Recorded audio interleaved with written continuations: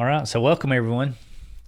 Good to be here. Yeah. So what we're doing tonight is we're going to be talking about more than neighbors. And if you've read the book, then you already know what I'm talking about. If you haven't read the book, then this is kind of a preview about the story behind More Than Neighbors. So again, welcome everyone. You know, there was a time many, many years ago when I thought organized crime was moving into my neighborhood.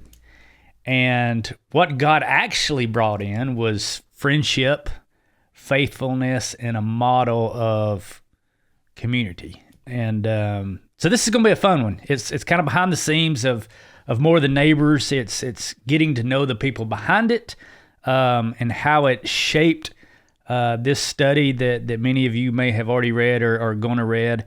But before we get into the thick of it, I want to kind of go around and introduce everybody. To my right is my bride, Holly. Hi. And are we going to say, are we exaggerating that we thought they were We'll get to that. mafia? But sitting across from us is the now famous Dean and Alissa Stamper. So, Dean, kind of a human Google. I've called you through the years. You're an engineer for a local big company here, in the biggest company here in town. You're a spreadsheet believer, and you're willing to do hard things on a dare. So welcome, Dean Stamper. Thank you. It's good to be here. And then we have Alissa Stamper, his much, much better half. And the way I've described Alissa in the past is she's warm, she's grounded, she's strong in her faith, and she's the kind of person that makes people just feel at ease. You're shaking your head, but welcome. Oh, thank you Alissa for having Stamper. us. Very kind words. Thank you so much. So thank you guys for being here. We've never done this before. You were on the Run for God podcast one time, weren't you? Way back when. So what is the purpose of this? One is to get everybody to know you. Two, to let everybody get a little bit of insight into kind of our history, our story. You know, I've learned through the years, you guys have been we're part of Run for God through the years. Stories are powerful. And so many times we can think that our story doesn't matter. Nobody wants to hear our story, but everybody has a story that somebody needs to hear. So what I want to come out of this is for people to be inspired to go meet your neighbor, host a meal, create room for biblical community in your church. You know, I just had a lunch today with a gentleman who was talking about how that is so rare nowadays. And I feel so blessed that wasn't rare in our families over the past 10 or 15 years.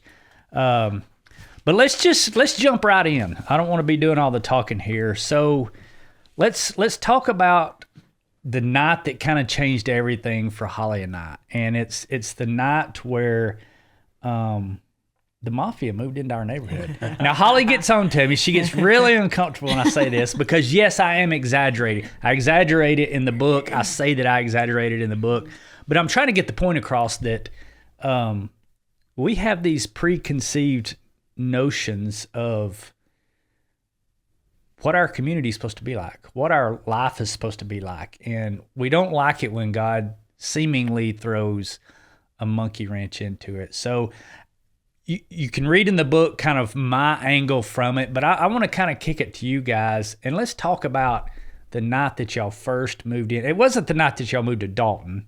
No. Right? That's right. But y'all moved into the neighborhood. So you've read what I've written about that night. So let me start with you, Dean. Kind of talk about the night that you guys moved in.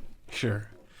So we had actually moved to Dalton a few months before we moved into the neighborhood. We had a little bit of trouble finding a place, and then lo and behold, through God's providence, a house came for sale in your neighborhood, and everything worked out. And then the night we were moving in was a little bit of a hectic one. We had started unloading. You know, we had some movers to help us, but they were late, and so it seemed like everything kind of wasn't going to plan. We were lifting in a bunch of the heaviest stuff.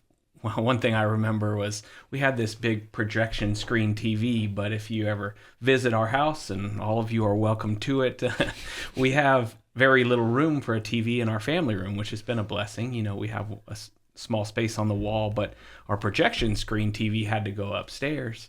And so the staircase is kind of goes at 290 degrees. Kinda like and a then switchback. Kind of like a switchback, exactly. And so the movers had a heck of a time getting that finagled up there. In fact, we just ended up having to lift it straight up like 16 feet in the air over the railing just to get it upstairs. And we had no clue how we were going to do this, but we had some straps underneath it. And so one of us was down below just lifting it up overhead at the very top of a ladder, and two of us were up top, and we could finally get our hands into the handholds. And then one person, not knowing that this TV was way heavier than the two of us on top could handle, dropped the straps from underneath. So there was only one way for this TV to go. I guess technically there was two. One is up and over, and the other is just shattered in a million pieces on the downstairs floor. So we give it our best, and I'm pulling with all my might, and we get it almost there, and then it just falls back, and we still got a hold on it. But I'm thinking I just used everything I've got to get this TV over, and it wasn't enough. And so I'm pleading and praying, I'm like, and calling to everyone who can hear, and let's get people upstairs. And one of us grabbed an extra handhold and just prayed to get it over, and we gave it one last pull, and the TV finally crested, and we're just exhausted with the TV laying on top of us. I mean, it's probably 400 pounds. You know, it's humongous. One of those old school TVs. Projection Yes. screen, very not top heavy, very low center of gravity. And I don't know how it happened, but we were just exhausted at that point. And then the lights go out, and we lose power, and we're like, oh my goodness, what next? And so that's when we met the Hollises. We showed up, you know, they showed up out of the darkness or at dusk, you know, just wondering if we needed any help. And we came outside. I must have looked like a wet cat, just sweating head to toe. And here comes Mitchell with 2 tiki torches, like, hey, welcome. Like any good redneck Like would any do, right? good neighbor would do. And so that was the beautiful interaction that I remember, was just a light in the darkness, and what a testament it was to the future friendship, and what it means to have a community that stands by you, and what it means to live out helping your neighbor and loving your neighbor, even those that are strangers to you. And it still sticks with me to this day. So that's what I remember. So what do you remember about that night, Alissa? What stands out? Yeah, I definitely remember the TV. But I remember when you guys came up to the door, because, you know, our door is all glass, and so we could see y'all. And I remember, I think both of us were just really nervous. I think we didn't know what to expect on the other sides of the door. And so I think you guys were a little bit nervous. I think we were nervous too. At that point, I think we knew maybe 4 people in Dalton. And so it was just a blessing that somebody had come, knocked on our door, and just introduced themselves, because we really knew nobody in town. But yeah, so it's just a nice blessing when you guys knocked on that door and then brought those tiki torches so we could finish moving in that night. Yeah. Holly? Yeah, I just remember going over and just meeting you guys. I don't really remember a lot of the details. But I just do remember, and anybody that's met the Stampers know that they're just, you know, so, you already know they're so kind and nice. So, we're really excited to, you know, to meet them. And yeah, and they had 2 boys, almost the same ages as our 2 boys. They have 2 boys. They have 2 boys and 3 girls, Georgia-born girls too. Girls, so, yeah. Yeah, but we were just really excited. Seemed really nice, and so yeah, we were excited. So one thing that I want to talk about, because I think you guys are this way too. I know Holly and I are this way. Let's go meet the Stampers, and Holly's more the let's don't bother the Stampers. Yeah. Where do you two fall into that? I'm very extroverted. Drop in. I want to drop in. They won't mind. They want us to bring tiki torches. Yes. Holly's like, we're intruding. We don't need to do that. How would you describe the two of you? I think I've changed over the years. We maybe both have. Whereas when we moved here, I was very much like Holly, like kind of to ourselves. And I think that was a function of the fact that we were never close to our neighbors. Not when we lived in California, not when we lived in Washington. I mean, we knew them and were cordial and would wave, but we weren't typically having dinner at their house. They weren't part of our lives. It was just as cordial as you would be to anyone else in any other neighborhood. But over the years, it's different. I mean, I've seen what can blossom out of making the first move, out of reaching out, out of creating a warm space for people to want to get to know you. And so my perspective has changed a little bit. How about you? Yeah, I definitely think mine's changed. I wasn't outgoing. I was probably a lot more like Holly. But the fact that we did not know anybody when we got here, I think I learned that I had to get a little bit out of my comfort zone. Mm-hmm. And if I didn't go out and try and make friendships, then I really would stay not knowing anybody. But yeah, also we hadn't had much community where we had lived before. We had a little bit in Washington. Yeah. Family being close was helpful in Washington, but other areas I don't think felt as maybe the possibility for community was there. A lot of people had to commute where we were from, and so a lot of people spent time commuting, and so it wasn't just an option for us. Yeah. But I think the Lord really blessed us when he put us in that neighborhood, because it became such a huge part of our lives. Our family grew. Our extended family, I should say, grew when we moved here. Well, I mean, we're Stampers. We have T-shirts that say that. You are. You're honorary Stampers. So we kind of jumped ahead. We started with that night, but let's rewind a little bit, because I think I know most of it, but I may not know all of it. Let's talk a little bit about where you came from when you moved to Dalton. Where did you guys grow up? How did you meet? All that kind of good stuff. So I was born and raised in Southern California, a little town called Oxnard, north of Los Angeles, about an hour. And that's where I grew up until I finished with middle school. And then my parents retired in Northern California, kind of gold rush territory outside of Sacramento. And they opened up like a little Western store, and I finished high school and went to college while that was our home. And then Alissa and I met in college and in Southern Oregon at a little school called Oregon Tech. And when we finished up there, we moved back to California for my first job out of college in the San Francisco Bay Area. And then that went great. I learned a lot as an engineer, but as the economy started rebounding, it started taking longer and longer to get from work to and from work. What started out as an hour commute turned into 2 hours each way, and it just wasn't conducive to a healthy work-life balance with a family on the way. And so when Alissa got pregnant with Andrew, we started looking for alternative paths, and that led us to Washington, where we had family already. My brother and her mom and dad were living there at the time. And so we moved up to Washington for a job with Shaw Industries. And I worked there for a while, and it was going great. And then a few years later, we moved to Dalton. So I transferred with the company, and the family in tow. We made the South our home. Alyssa started out a little differently, so she can talk to her. And you guys met origin in story. College, Yes. right? Where you were a all-star volleyball player. Just a volleyball player. Just a volleyball player. So where were you born? College. So I'm from Honolulu, Hawaii. Born and raised, and then my family moved to Seattle, Washington, about middle school years, and then we spent most of our time in Washington. And then I met Dean in college, and like you said, we went to California, and then back up to Washington and then over here to Georgia. Yeah. Cool story. All right. So Holly, I've got a question on here. What was our first impression of the Stampers? What was your first impression when you met Dean and Alissa?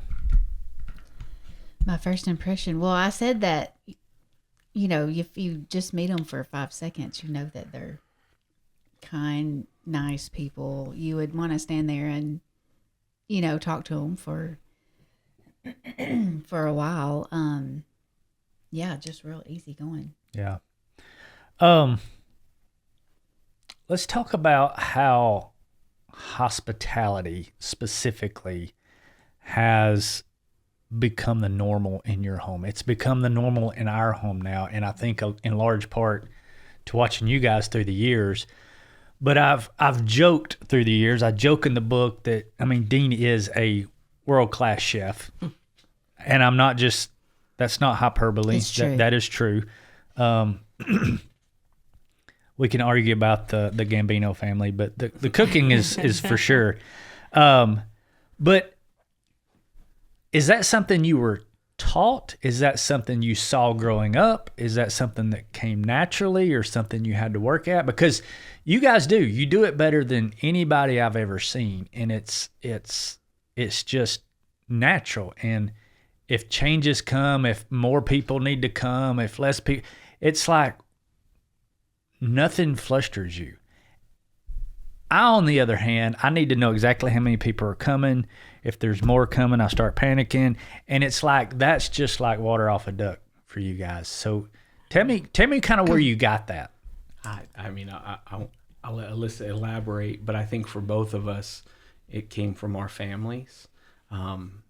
Growing up, our house was a house that welcomed everybody, whether it was people that my dad would bring home from work or family that would pop in unexpectedly and visit. And my mom was just the same way. Her house was always the place that welcomed whoever came in, and one of her love languages that became mine was food and cooking for people and making sure that people enjoyed and always having plenty. And We always joked he'd cook for an army. Yeah. Every time He does. he'd cook, he would does. always cook for That's an why army. it doesn't matter if Exactly. 10 extra people come. Yes, he's made because enough. he's always been that way. Ever since I've known him, he's always cooked so much. And we're like, what are we going to do with all this food? Yeah. And a lot of it ends up as leftovers in the fridge, in Ziplocs or Tupperwares. But he's always cooked that way since I've known him. yeah, and Yeah, that's even kind of- And I think leftover that night came is from world his, class like at his your house. family, I think. I think that came a that lot came from his mom. I certainly think. from my mom and from my Aunt Josie, who was not really my aunt, but again, I'm sure we'll get into this a little bit, but Yeah. she was our next door neighbor growing up, was the second mom to me.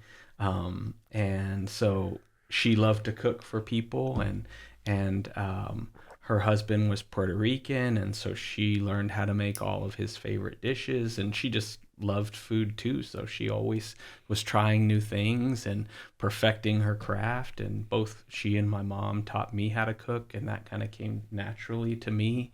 And so growing up, it was just the thing we did. I remember just walking in, and we didn't have a very big house, but there was a table full of food whenever people were coming over, and she would cook way more than would be required. But every once in a while, like you said, 6-8 more people would show up, and there'd still be plenty of food. And so I think that it really warmed her heart to see people enjoying the fruits of her labor, and it does the same for me. I get that same joy. Do you think, I think it's worth saying both of your mothers are 100% Japanese.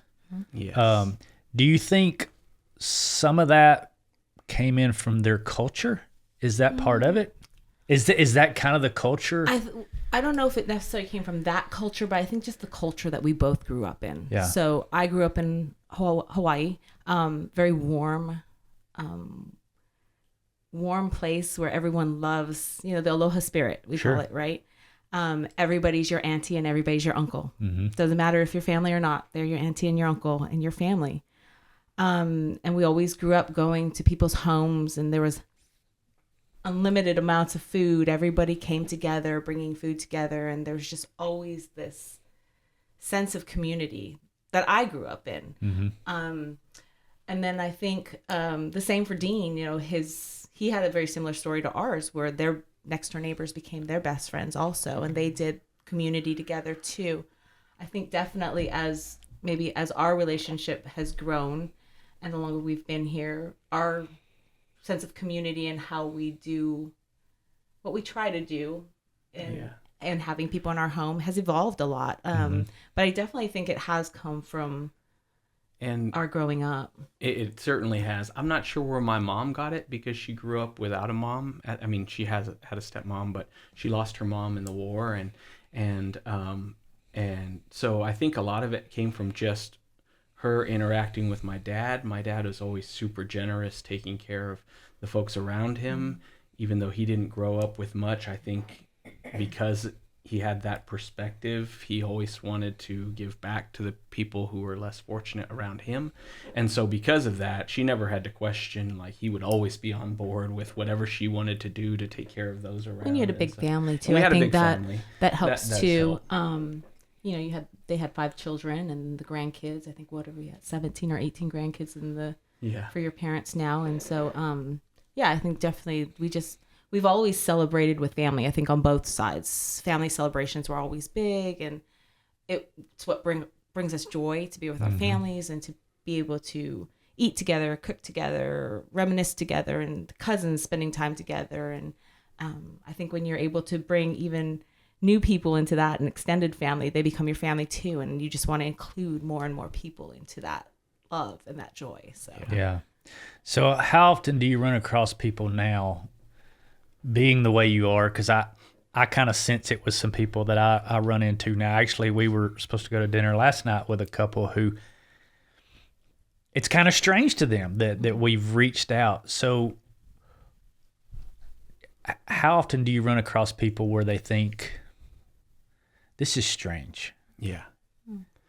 I don't know, because I'm sure that when people do come over and they see the way we entertain or the way we have people over, it might feel a little overwhelming, because there's a lot of people in a house. There's a lot of us, and we're loud. And it gets loud. Loud and chaotic. Any space with dozens, if not 30 or 40 people. But yet Gavin can always take a nap. Always. Oh, yeah, that's true. Always. That's true. He's always tired. It doesn't matter how loud it is. No, yeah. He'll always, Yes, I he'll think always it's the be food sleeping. coma So that contributes to that. yeah. But yeah, I don't know. I mean, I'm sure that once they're around it a while and then look back at the perspective like you do. I mean, sometimes when it's their first visit, people don't feel at liberty to share, like, well, this is kind of weird, but they're very kind and thankful to be invited. And then as time goes on, when you get to be really good friends with somebody, then yeah, sure, they'll share with you that was a little weird when we first came over, but now it feels like normal. It's like what you do, and I get that now. And so I think the most important too is that you just make the invitation with no pressure. yes, You invite them, say you're always welcome, but we understand if you can't make it. Yeah. But we'd love to have you if you can. And let it be something that they choose, or when they feel comfortable, or when they feel ready, but always just to make the invitation, I think, is always the best starting ground. Yeah, and I think that goes for, I think there's a lot of people out there who may think, well, I live in an area where I don't really know anybody and nobody's inviting me. Maybe you need to make the first move. It is awkward at first. One thing I can say about you guys is you're very spontaneous, I guess. And I say that in the best way, because a lot of times, just like you said, it doesn't matter how many people come. If you can come. If you can't come, don't worry about it. And I've seen that firsthand, because I've kind of dropped some things on you before. I'll never forget one time sitting around the dinner table on your back porch, and we just got to talking about an Ironman. And I said, you should do an Ironman. And you were like, sure, okay, I'm up for that. And we spent the next, how long? Year? yeah. Training for an Ironman, and you did it. And the cool thing about that one was it was you and Wendy on the front page of the Chattanooga. It wasn't the winner of the Ironman Yeah. that was on the front of the Chattanooga Times. It was you and Wendy with your hands up and a Run for God kit. That was pretty The cool. last special ones time. to cross the line before the time ran out. Yeah. It was awesome. Yeah, But that you was finished. They and that's finished. awesome. That's Yeah, right. It absolutely. was amazing. I never thought that I would ever be in the newspaper for a sporting event achievement. I mean, growing up, I always loved sports. I loved to participate in sports. I would love to, pick up and shoot baskets or play tennis or do whatever. I loved sports, but I was never athletically inclined. Maybe by the time I left Little League was about my peak. Yeah. In high school, I remember wrestling other people, and in my weight class, I was wrestling the best wrestlers because I was around 180 pounds, and these gentlemen were built like bodybuilders. And I remember the first time we wrestled, it was like I could see the ceiling, the ground, and pin. And I was like, maybe this sport isn't for me. But I was willing to try everything once. So the fact that journey ended up in any kind of accolade or celebrated achievement was only God, and it just was a wonderful culmination to a couple of years worth of effort. But one thing you did really well was we didn't start with, hey, let's go do an Ironman. It was, we're gonna this little sprint triathlon, and I had never swam. Was that not where the conversation started, though? No. It started with us just doing the sprint because we had run with Run for Right. God, right? I mean, we started our 5K journey, and I remember running it with Andrew, and he was just a little guy. I think he was like 6 or something like that. Yeah. And about halfway through, he had to stop and use the restroom at the Discount Tire. And I was like, well, I don't think we're going to shoot for any time records today, but that's okay. And then he just ran off without me. But that's where it started. And then we got a little bit further and a little bit further. And then that was about the time when you started the junior triathlon and then hosted the Dalton Parks triathlon. And that's where it started. It was like, how about we do a triathlon? And I was like, I've never swam before, so let's go try that. And then it was like, okay, that was great. I think I'm done. And that was where the first conversation Maybe was. that's on where the the half conversation. I Ironman. remember the back porch Yeah. Yes. I with remember you that and Wendy too. there, and the topic was Ironman. It was. Yes, it was. Maybe I've got my That time one. frame off. No, I think I that's think that right. was, there was 2. There was the first one where we talked about a half Ironman, and you said, I will make it my personal mission to make sure you guys cross the finish line. And at that point, I knew that, up until that point, you had trained us supremely well. And so I didn't have any reason to think any differently. And it worked out really well. I mean, we got to the end, not fraught without, there's tons of stories there, but not fraught without bumps in the road. But when we finished that, and then we sat around at the next summer around the same back porch table, and reminiscing about that, thinking, oh, that was great. Let's retire in style, and that was an excellent finish. And then came word that the Ironman was going to be held in Chattanooga, and it was the same conversation all over again. And you granted us your personal mission to make sure we made it to the finish line. And again, another long journey of ups and downs and sicknesses, and yet somehow we Bashed made it. fingers and fingers indoors. Yes. And Boy, Exactly. yes. Yes. So we liked doing hard things, but Alissa, you and Holly also were the half marathon queens. So tell me, we've got a lot of people listening to this who come from the Run for God background. We may have some people who are coming in from other avenues, but one thing that is recurring in almost everything we do is do hard things. Yeah. How important is it to do hard things? And I'm saying something as simple as a half marathon, even though I say that like it's simple. It's not simple. It's very hard to do. How important is it to always be striving to do hard things? I think it's important to do hard things, and it can start with simple things like, a lot of people talk about making your bed. First thing, to feel accomplished, and that can sound silly, but I think once you start doing things that make you feel accomplished. That helps you do the hard things. Mm-hmm. And just going back to the Ironman, one thing that I really enjoyed almost more than the Ironman is when you think about those distances, the swim, what's the distances? 2.4 mile swim, Bike, 112 mile bike, and then 26.2 mile run. so Or 116 mile bike in Chattanooga. Chattanooga, Chattanooga is the longest Ironman in the world. Well, when you think of that distance, it's just so overwhelming, and all of y'all were training, doing well in your training, but you still think, when you're training for something, you don't get up to that distance until you actually do the race. But I think you, Mitchell, saw some, not hesitation, but just thought it would be good for Dean and Wendy to see that they could do that distance, so that on that day of the Ironman, We did that dry run. I remember that. the dry Yes. run. So y'all went to, was it 2.4 miles. the No, that was the half. That was the half. That was the yes. half. So Okay. we did a Okay. 1.2 miles in a swimming Swimming pool. pool. That's swimming right. pool, Yes, in a swimming And pool. then- Bradley Wellness. a little break, and then y'all did the long bike, and then a long run that you finished on the school track. Right. So Yeah. you could finish on the track, so we'd all be together, and so you could, we can encourage those last few miles. But that just let them know, excuse me, that they can finish that distance. And so I think that's helpful too, when you get like a reassurance that you can do that hard thing. And so then on that day,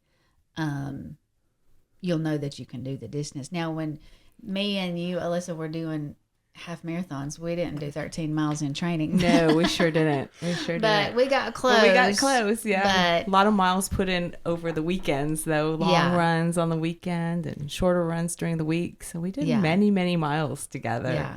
And I liked half marathons. We did half marathons. Yes. Like we would do the Chickamauga half every Yes. fall, and then we would do something fun in the spring. Yes. Which was basically like a shopping trip with a 5K Yes. thrown in there somehow. So. When you're seeing Facebook post during their half marathon, you know it's a fun if girls you go trip. to the Disney Princess house, Yes, have you to must take Pose with the pictures. They have the best mile marker. I'll never forget seeing Facebook, and I was like, wait a minute, they're posting like pictures during the race. They're not running. We were not worried about PRs. No, we for were that, about having so. fun and taking pictures Yeah. of princesses and Yeah.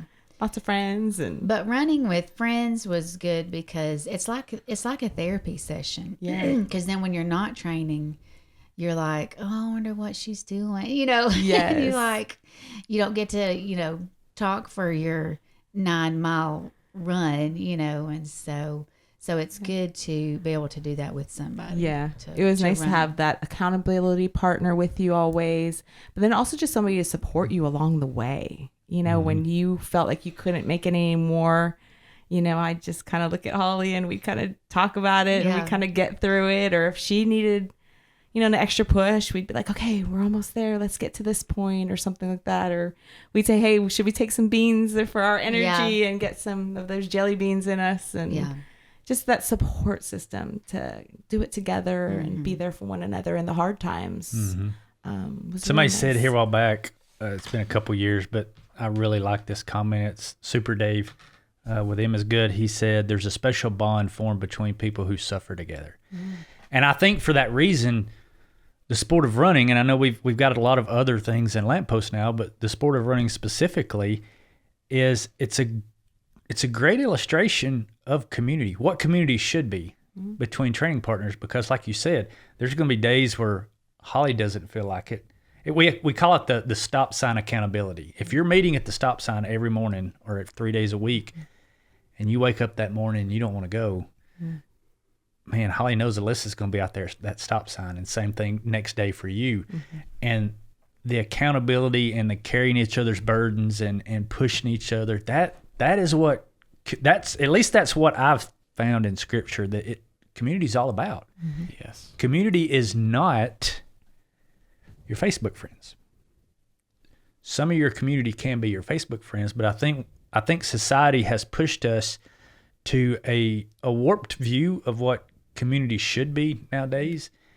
And for that reason, I think a lot of people have a false picture of what it is, and they find themselves disappointed that it's not what they thought it would be. And that's why I do think it's so important that, if you're listening to this and you feel like you don't, if you're listening to us and you feel like, well, that's great, they have that. Anybody can have this type of relationship. We have you guys on here because you're our tribe, but somewhere in your community, you've got this same type of relationship. You may need to be the one to initiate that. And that can be very hard to do. Yeah. And that's the beautiful thing I think about our friendship is that we have built this beautiful bond through just life. Yeah, shared experience. Being parents, being spouses, being friends, being, anything from sports to kids getting injured, whatever we've been through, we've been through it together. So many ups and downs. Like I look back at our lives together, we had so many joyous things, whether it be, children's baptisms in their churches or them winning triathlons or races or even deaths of family members that we've been there to support one another. I think there's just so much that we have shared through life that has just been beautiful, to be able to walk alongside and have people there to support whenever you need. I think the beauty of that is, though, the simplicity of it, because it all came because one person was willing to take the step and introduce themselves and become part, or at least open the door to becoming part of somebody else's life. And that step, although in our minds we can make it seem like it's oh gosh, I can't do that, or oh, I don't want to bother somebody, and they've got their own thing going, and maybe that's true, and maybe it's not, though. Maybe they are looking for exactly what we were looking for, a sense of belonging, somebody else with shared life experience, somebody willing to take that extra step and invite somebody else into their lives, and that might not happen the first time you do it. It might require several iterations of that, but eventually it's going to stick. We've seen that with our small groups at church when we're starting to try and build that community in our own church, and we go to a very big church, and so sometimes it's really daunting to walk into Mass and see just 800 people you don't know. In a packed church, it's hard to, who do I go out and how do I introduce myself, and where do you start? Exactly. But then when you invite somebody over, or you introduce yourself and invite people to talk a little more deeply, whether that's a Bible study or whether that's a shared devotional or preparing for Easter or for Christmas, and you start talking with one another, and then you realize that you've got a lot of shared interests and you've got a lot of shared experiences. Somebody's struggling with something and you can help them out, or somebody's just looking to feel included. We met a beautiful couple just in this last session of small groups where they're coming back to the church, and now we feel really close to them, and it's just about taking that step to get involved or invite somebody, because through them you might learn or form a new relationship with them, and what that next step that God has in store for you. And I think the key is to always start small. I mean, it really just can be a smile and a hello. But then also realizing it's going to take time too. Because I mean, our friendship has grown over 18 years now. I think we've been here. And so, yes, we have this beautiful bond and friendship, but it has grown over time. And it's, so just to start small and be patient on the Lord. I think he places people in our paths for reasons. But I think sometimes we have to open our eyes and our ears and our hearts to the people he puts in front of us. Because I think so easily sometimes we just get so caught up in life and busyness that somebody might be put right in our path that we didn't see or say hello to. And it can just start with just a simple hello and a smile, And one thing that I think is so great about community is that it, number one, gives you so many different avenues to plug in, right? Like, if you looked at it on its surface, you and Holly and us, we didn't really have a whole lot in common. We had that one shared bond that we had boys the same age. But I wasn't a runner or a triathlete. I didn't know anything about home building. I didn't know anything about the work that you guys had done. I didn't know anything about ministry. I didn't know anything about any of that. But it all became such a huge part of our lives because we were open to learning and doing things that that our new friends were interested in. And then it's enriched our lives in the meantime. I mean, we became campers. We became, I mean, like, and then we drug you guys to theme parks, and then we camped at theme parks. So it's like the perfect merging of our worlds, and all the same, at the same time, you know, we shared our boys growing up together. And so you might not have a lot in common, but I don't think you have to have a lot in common. Right. But this is a great thing because at least people will have at least one thing in common. And if you're willing to open yourself up to whatever God has in store, then you can enrich your lives beyond your wildest.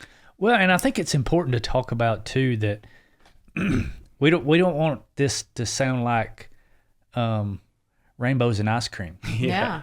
Community's hard. It's hard. I mean, there have been times through the years where we have disagreed. There have been times through the years where I'm sure I got on your nerves because of my OCD and ADD and every other acronym. But when you struggle through things and you get through things, it makes that bond even tighter. And that's so hard to understand if you've never done it, I'm sure. But in a society where if somebody makes you mad, you write them off and you go to the next friends. That is not sustainable. That is, and if you find yourself in that pattern, which seems to be, I don't want to say the norm now. I'm scared to say that, but it's become more and more prevalent nowadays in the days of social media that you can. We're in the swipe society. I don't like what they say, so I swipe it, and people are doing that in real life now. Yeah, and it's easy. I think the struggles that we have gone through as friends, either with each other or the struggles that we've had that you guys have helped us with, or struggles you've had that we've been there for you.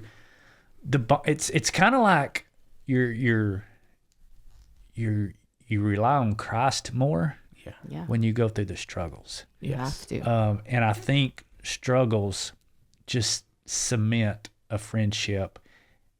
If you'll make the promise to yourself, we're going to get through this. It's not a question of, am I going to be around? It's a question of how we're going to get through this. Yeah. And I think that's something in our society, it's just not being taught, it seems like, anymore. Yeah. It's being taught that if, you need to go into an echo chamber, everybody needs to be just like you.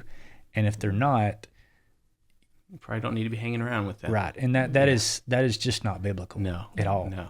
Well, it's exactly the opposite. But it's easy because it's like quiet quitting, right? You just don't need to hang around with them. You don't need to, talk to them anymore, or you're not as cordial. And then all of a sudden you've got a new set of friends or you don't have any friends. You've just kind of withdrawn from everything because eventually you find that no one's perfectly aligned to you. But you're exactly right, whether it's friendship or whether it's with your spouse. And the shared struggle is what makes you grow closer over time, to know that you're committed to those relationships regardless of the difficulties that can come. I mean, I'm sure no one's upset Alissa more in her life than me. And yet, I mean, I know that my love for her, and I hope hers for me, is as stronger now than it ever has been. And so that does get back to exactly what you said about struggle. When you get through things together, when you tackle life together, knowing that, you're partners for life, and it just leads to so much stronger of a relationship because nothing's going to break it. You're just going to find a way through it. And then you've got more shared stories at the end of it. Yeah. Yeah. I think it's also easy to look at what we're talking about and say, oh yes, it's, all roses and rainbows, like you said, but it's not. I mean, there are tough times. There are times when we're like, do we want to take on this challenge, or maybe this certain set of people, or, maybe you don't see eye to eye, and we've struggled with that sometimes. And, we try to keep each other grounded and remember that not everybody's going to be built like us. God gave us different qualities, different gifts, different talents, but we're all made in an image and likeness of God, right? And it's hard to see the ones that we don't maybe agree with, or maybe don't see eye to eye with, or maybe they do different things differently than we do. But I think for us, it's been, struggles, but we keep trying to center it back around Christ, that they are made in the image and likeness of him. And we're not going to always be in line, but that's okay. We can still love each other, and we can still show Christ's love to one another and be there for one another in the best way that we know how in those situations. I heard someone say here a while back, and I thought that's just not true. But then you sit and you think about it, and it is true. I think it was a talking head or somebody I was listening to. It was probably politics, but they said that the average person, that the person you disagree with the most, think of the person you disagree with the most, you agree with 95%. We get hung up on the 5% or the 2% or the 1%, and we'll end relationships because they said this. What, were they having a bad day? Is there something going on? Yeah. You need to press in when your friend, your community, somebody in your community is acting not like themselves. That's the time to press in and love more. And I'm guilty of this. I have to work on this. That they said whatever. I'm done with them. Yeah. There's always something behind that. Yeah. That's so true. Especially if it's out of character for them. Sure. But even if it's not, I mean, something shaped their view to be the way it is. And you see this a lot with non-believers, right?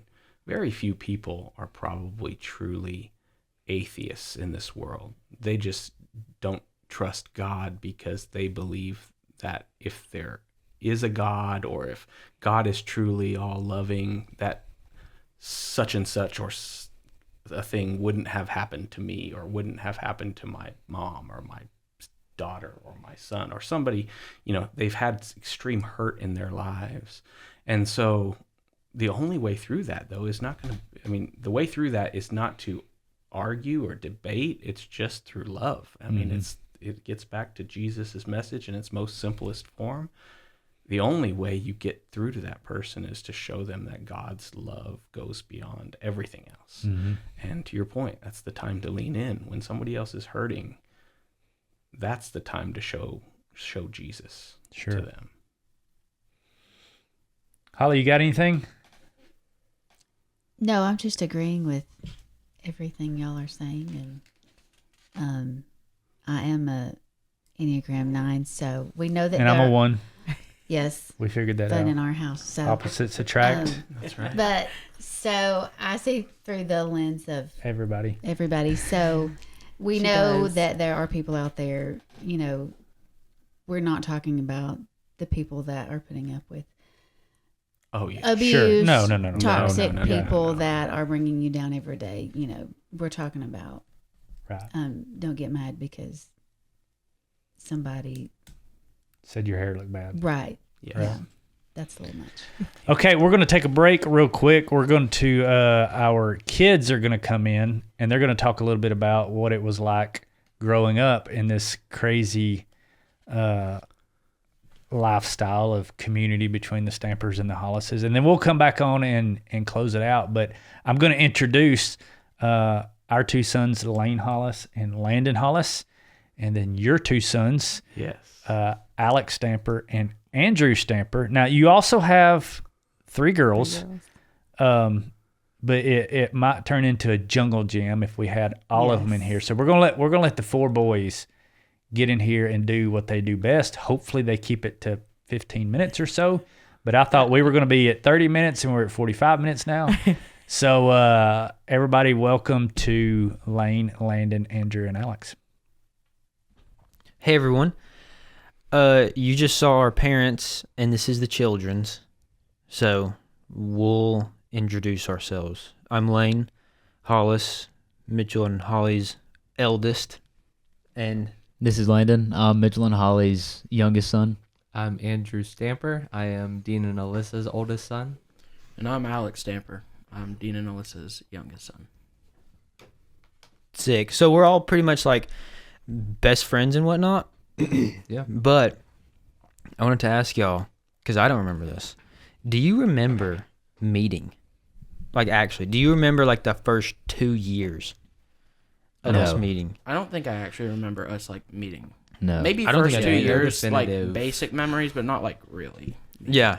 Because I just remember when y'all moved in, I remember going over there and you were like with this like like a art table It's like or one of those whatever. Fold, like one of those Yeah, fold yeah. out things that Yeah. you like sit in your lap. Yeah, but other than that, I have no recollection of us like meeting. I kind of just remember like My earliest memory is playing Beyblades on y'all's back porch. Yeah. Yeah. yeah, that was pretty early. I Pretty would much. I feel like it was like introductions and then like immediately into full on Nerf wars in our Yes. backyard. Yeah. Yeah. Like, and Beyblades and like Power Rangers and Yeah. stuff, oh yeah. and we were kind of like We did Power Rangers hard. all into that. Power Yeah, Rangers. Like we would crazy. go back in the woods and get sticks. Act like we were playing Power Rangers. Power Yeah. Rangers No, on the, on we the wouldn't get playground. sticks. We would get like, you know, the mop heads and stuff like that. Oh, yeah, we would yeah, get yeah, those, yeah. and those would be like our weapons. Do you remember that? When did we make the trail that goes behind our house? Did we make that while y'all were here, or was that already there? I think don't that remember. might have already. it was it already had to have at least been. Was that in there? It was construction. already- but it was already When we there moved in? because I rode motorcycles back there when I was Yeah. really young. Oh, okay. Yeah. Yeah. Okay. Yeah, first few years kind of went by in like a blur. I feel like we were probably like immediately friends, which in the whole theme of community, I think it's probably good to have somewhat of a community at a very young age when you Yeah. don't Oh, yeah. know better. Like elementary school, kind of a blur, just a bunch of Power Rangers and whatnot. Yeah. And then middle school, we were just, I don't know. It felt like we were always outside. Like, Middle school was like more into sports and stuff. Yeah. Like, Yeah. We played. we would play basketball, and like it'd be y'all two versus me and Landon. I was gonna say it was Yeah. always the older always kids the versus older the younger kids, yeah. kids every time. And like, Yeah. Every mind you, we're time. in like 5th grade, and they're like in the 8th, and we're like, okay, sure. yeah. Okay, so but just to it was easier. It was easier when we were that young. Like part of the thing about community is it does take a lot of discipline. But when you're that young, I feel like it went so naturally because when you're 5 years old, you're like, "Hey, you want to play Beyblades?" And Yeah. you're like, "Yeah, cool, let's go." it does come pretty natural because, like, to give people context about what we're talking about, you're gonna know exactly the situation that we were in when I say this.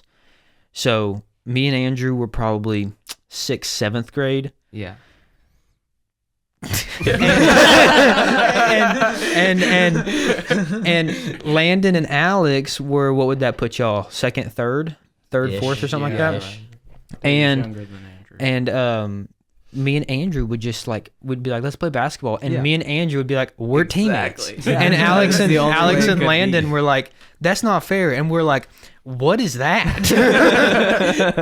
And so, but yeah, I think that's a really important part of community. I'm not gonna say unfairness is a really important part, but that just like, because like you were saying, it did come pretty natural. Like now that I have a job and I've went through college and I remember high school, I feel like I felt like I was in school Yeah. and I did sports, and then in college I was in college. But when we were that young, I don't really remember school that much. I Yeah. feel like we Yeah. were always outside just like doing stuff. And I remember getting out of the car to go to school all together. Like we'd all get out of your Yeah, mom's we'd all like carpool or 35-person whatever. van or whatever. At least Yeah. that's what it felt like at the time. Yeah. But I don't remember us like at school at all. Yeah, I just 'cause, remember like, us by in the 3rd grade, neighborhood. we're taking like Waylon and Yeah. Wilson at the time or whatever. Yeah. It's super easy to just go out and do Yeah. ripstick battles out Yeah, on exactly. our little ride-ons. And, Yeah. Yeah. So from y'all's perspective, after a few years, after we'd been there a few years, how do you, in your mind, or in the best way you can explain it, how do you feel like our families started to become one? Because y'all were different than like my other just like friends. It's almost like I wouldn't even have called y'all friends. It sounds cliche, but y'all really kind of were like a family.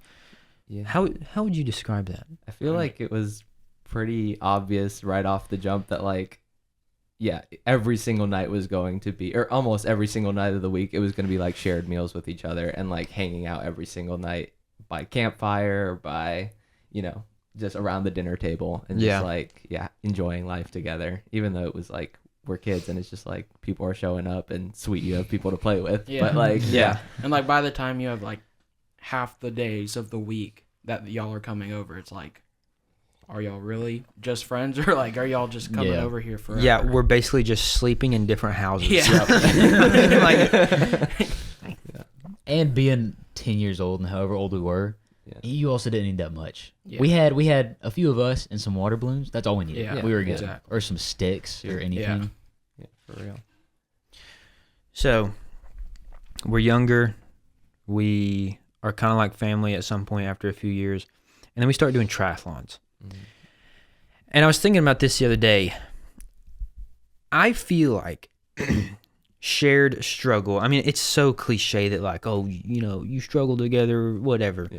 But That's real, though. I really do think it's real because even no matter how fast you were on the team, I feel like if you saw someone working hard, there's like a form of respect and like community that you can have with them that you just can't have if you don't like see that, you know, working hard together. Yeah, absolutely. I feel like, all of those kids that were on the triathlon team with us, I feel like it was immediately bonded for life. Like it was when you're training every single day and then eventually down the line getting up at 4:30 in the morning and going to swim practice, it's like, there's a shared bond there and you're all like brothers and sisters in it. Yeah. I definitely think so. Any form of suffering together like that. Oh, yeah. Yeah. for Especially whenever you're doing like transition practices together, and Mitchell Hollis, my dad, is like tying your shoes to the basketball goal. Yeah.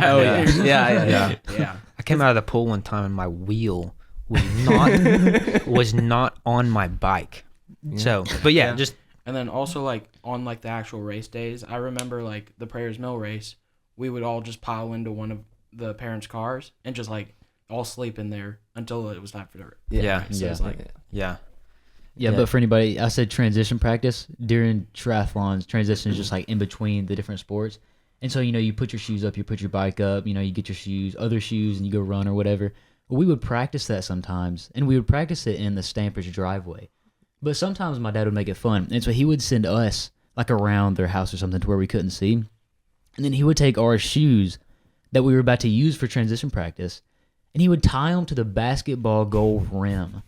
And his reason was always, oh, you never know what to expect in a race. You know? Which is true, because but the it race is director, comical race director is going to get your shoes and throw them across transition. Yeah. Or put rocks in them and sink them to the bottom of our pool. You know? You really just never know never what's going to know. happen. Yeah, those were fun. But yeah, I just feel like suffering in general is a really interesting. I feel like we did have enough time for like having fun with each other too. Like usually some Definitely. of the Yeah. waiting down times between those races, it was just hanging out and having a Yeah. great time Yeah. too. And also like on that triathlon team, I feel like truly like being able to pray together too is like deepened the relationship even further because like people that like we usually are separate going to church with our families versus y'all's families, but the true bonding moment was coming together before those races and like asking the Lord to like guide us through those races, and then also like through our encounters with people, like making sure that we love them well. And I truly felt like that was what drew us closer together every single time we prayed. Definitely. Yeah. Because we were reminded all the time that a lot of people in that world were simply not Christians. And so Yeah. that's something you always had to keep in mind. Yeah. My chair's messed up. And not only that, but not only are we at the venues together where the triathlon is at, but we're also going to eat together. Oh, we're yeah. going to Yeah. stay in a hotel together. Mhm. We're eating hotel breakfast together. We're going to the Silver Diner in Virginia together before the Virginia race. And so there's all these other things that come in with the triathlons that also strengthens community. Fiesta every Wednesday. Yeah. Fiesta You every know it. Wednesday. Yeah, and I feel like it was good to just have it constantly kind of like spoken into us that this is important. We need to work hard. We need to come there, not make excuses. But at the end of the day, your relationship with Christ was always ultimately number one. And so I think that, like, whatever you want to call it, crescendo, whatever fancy word you want to use, of like faith. Crescendo is like at the end of a musical. Like, yeah. You're talking about like Crescendo is like what you value. the or Beethoven we were talking about earlier. Yeah, that hierarchy of like importance. faith, community / family, and then triathlon, all of them having their separate important details. I really do feel like really bonded us. That's a good point on the faith side of things, because I feel like everyone who was on the tri team for a substantial period of time, I feel like I could probably talk to them today. Yeah. And like, I haven't talked to some of them in like a few years. Yeah. And it may not be the same, but it wouldn't be weird. Yeah, man. And so it is really interesting. But yeah. Alex, do you have any fun stories from triathlons? No.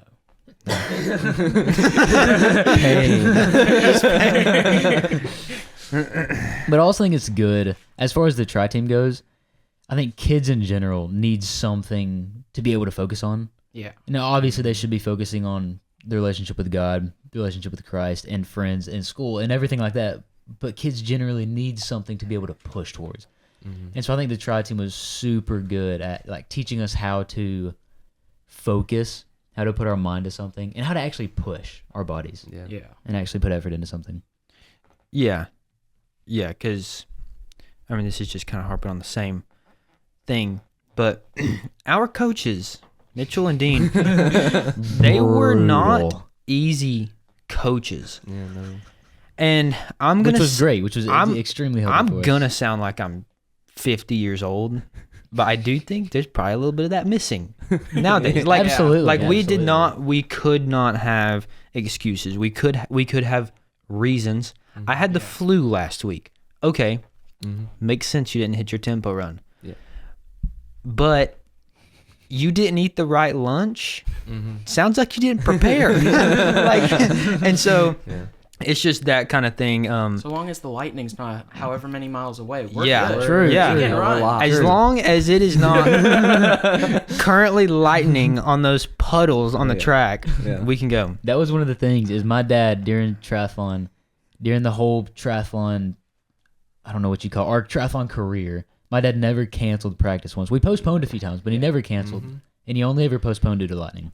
Yeah. He pulls out a lightning radar, watching it. He's Yeah. like, Yeah. Don't worry, guys. It's only 5 miles away. You're good. No, but it's definitely good. Like, even though, like, they were, as far as today's standards, brutal coaches, it was very good. Yeah. It was very good to hear the words, don't make those excuses. Yeah. Or, like, so what? Yeah. Like, that was very good to hear. Like, Yeah. I didn't eat right, or I didn't drink enough water, or I'm tired. They would say, well, you should definitely eat right. You should definitely drink more water. Like, fix that next time. But we got a run to do. Like, And I don't do it. even think they were brutal though. Like, it's not like and brutal may not be the right word. it's not like we'd voice a concern and they'd be like, I don't care, get back to work. It's more like, like they were it's like instilling we'd a show discipline. it's Yeah. like Yeah. we'd show up Yeah, to yeah. practice and they're like, we're gonna do 20 times 400. Yeah. And you're like, okay. Yeah. And they're like, that's what we do. Yeah. Yeah. Let's go warm up. Yeah. And so it's not like this brutal coach, but it's just like this kind of like hard line. Yeah. This is what's required. So And I don't even mean brutal as in, like, I don't personally think they were insanely brutal. I mean more from today's standards would definitely call them brutal. Yeah. I think they were just solid. yeah. Yeah, and ultimately, I think like from a pretty early age, I felt like I had a pretty good grasp on like what good work was, and also like the delineation between like good work versus like there is a time in your life that you're meant to like take rest, like Yeah. as Yeah, that's well. true. Like there's a clear distinction between those growing up, and it was very very beneficial. Because they also Yeah. talked to us a lot about that, how to recover, how to Yeah. relax. Like after you get done with the practice, Don't go, you know. Put on the compression socks and Yeah. raise your Do go. Bag of potato chips. Don't go. To the bag of potato chips. Do go put on the compression socks. You Yeah. know, get your feet up. You know, all the good stuff. Drink protein. Yeah. Get some good sleep. Yeah. Yeah. So only drink protein. Don't eat. only Just drink drink protein. Eat it too. Eat protein, drink protein. Don't drink anything else. don't eat anything else. Just protein. Pure steak. We eat All the time. solidified protein and liquefied protein. Kind of to reverse a little bit, to go back in time. Well, this was still during the triathlon age, but in regards to community, there's always going to be conflict. And I feel like we had our fair share of conflict when we were younger. A lot of which I don't even remember Yeah. because it was so trivial and just like, but I do remember kind of how it was handled. Yeah. And so here's how I remember it.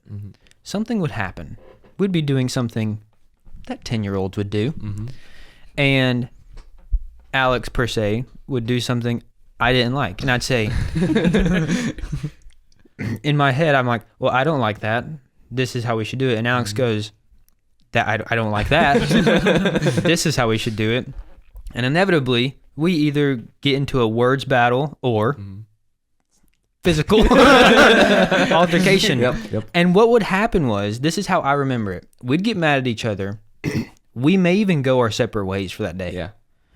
And for whatever reason, I don't remember it lasting until the next day. It was like cool off, and then it's like, Yeah. yo, ready to play basketball again. I really like, I mean, obviously there would be those times where your mom would be like, okay, you need to apologize to Alex.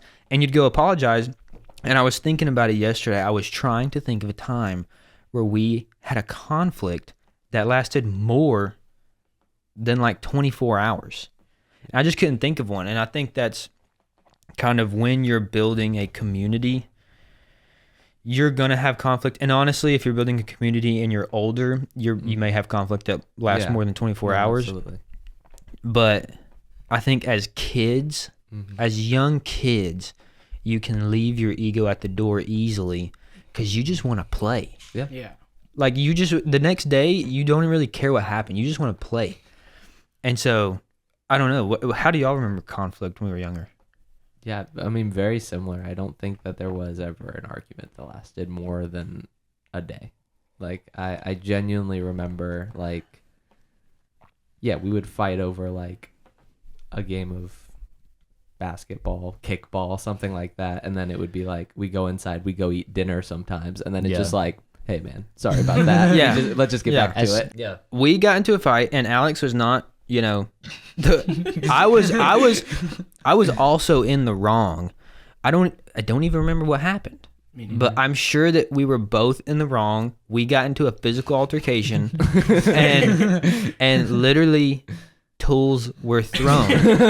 Now, we were so young that they were thrown at probably such a low velocity. Yeah. 5 miles per hour.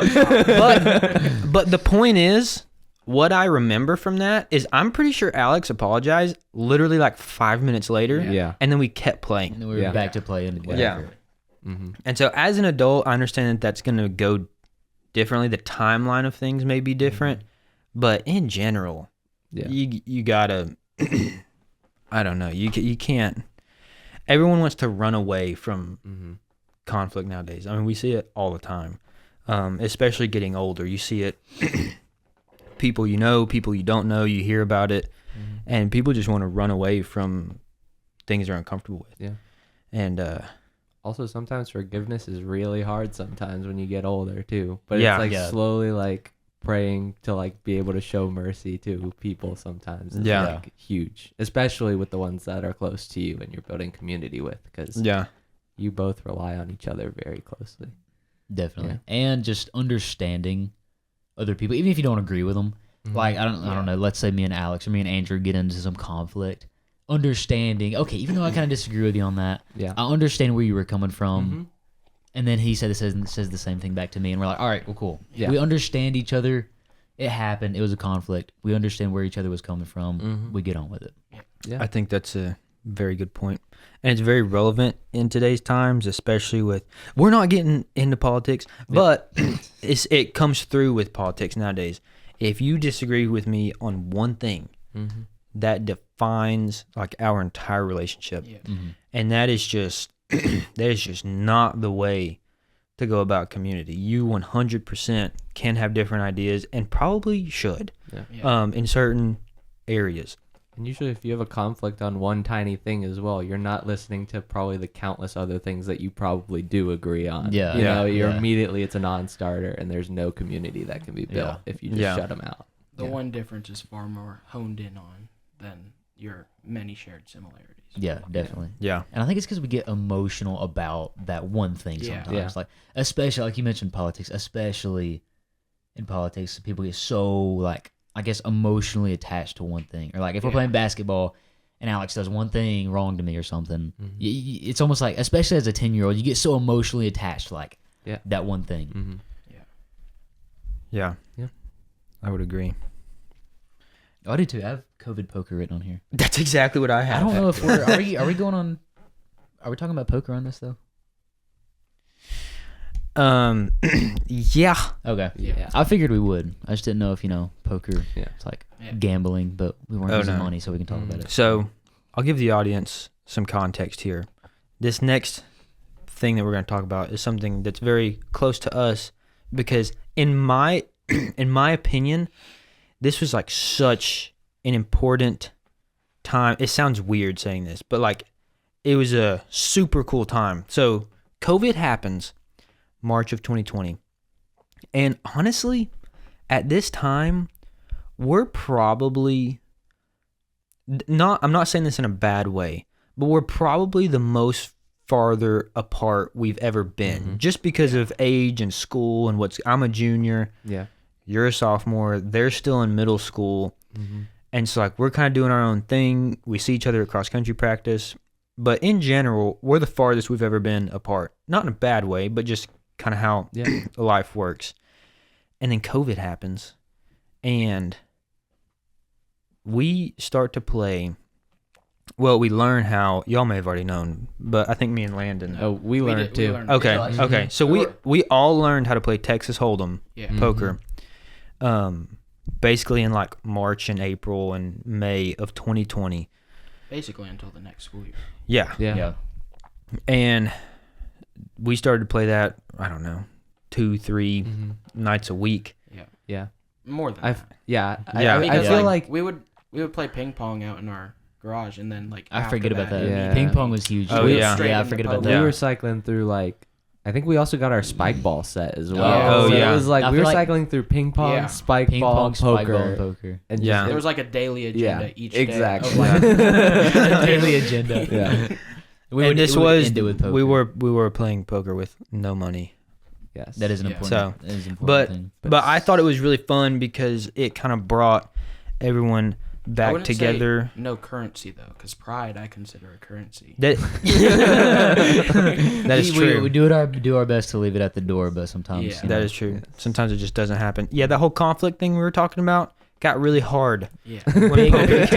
big time in poker. Because some people, especially because we weren't playing with money, there would be a lot of people that would do this.